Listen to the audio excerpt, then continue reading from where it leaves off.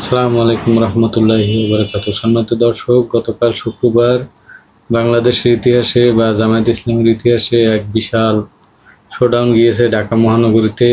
বিশেষ করে ঢাকার সবগুলো আসনে, যেমন ঢাকা 11, ঢাকা 13 সহ ঢাকা 4, ঢাকা 5 এবং ঢাকা 6, ঢাকা 7 বিভিন্ন আসনে জামায়াত ইসলামী বিশাল বিশাল শোডাউন করেছে, যা ইতিহাসের সবচেয়ে বড় শোডাউন বলেই পরিচিত। জামাত একটি আসনে এত বড় শোডাউন ইতিপূর্বে আর কখনোই করেনি। বিশেষ করে ঢাকা 11-র যে শোডাউন, এটা ইতিহাস বিরল, বা ঢাকা 13 দেখার মতো শোডাউন ছিল।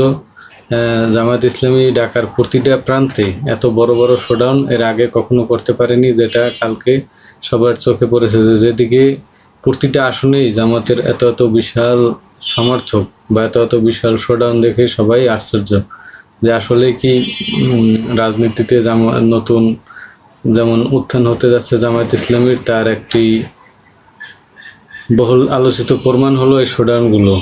আসলে ব্যক্তিগতভাবে আমিও জামাতের রাজনীতি যখন থেকে পর্যবেক্ষণ করি, সেই তখন থেকে আমার দেখা মতে কোনো একটি আসনে এত বড় বড় শোডাউন ইতিপূর্বে জামাত কখনোই করেনি বা করতে পারেনি। কিন্তু বর্তমানে বিশেষ করে এই যে শোডাউনগুলো, এবং ঢাকার শুধু একটি আসনে নয়, যে প্রতিটা আসনে যে এক জায়গা থেকে লোক গিয়ে অন্য জায়গায় শোডাউন করবে ঠিক এরকম না। যেমন একই সময় বা একই টাইমে ঢাকা 11, ঢাকা 13, ঢাকা 7, ঢাকা 8, ঢাকা 4, ঢাকা 5 সেম একই সময়। তার মানে প্রতিটা আসনে সেম সময় হওয়ার কারণে যে প্রতিটা আসনে আলাদা আলাদা লোকেরাই শোডাউন করেছে, এবং যার কারণে এত বিশাল শোডাউন ইতিপূর্বে আমার চোখে পড়েনি। এবং সমস্ত রাজনৈতিক বিশ্লেষকরাই বলছেন যে এত বড় শোডাউন জামায়াত ইসলামীর প্রতিটা আসন ভিত্তিক এবং ঢাকার প্রতিটা প্রান্তে কোনো সাইড বাদ ছিল না যেখানে শোডাউন কম বেশি না হয়েছে।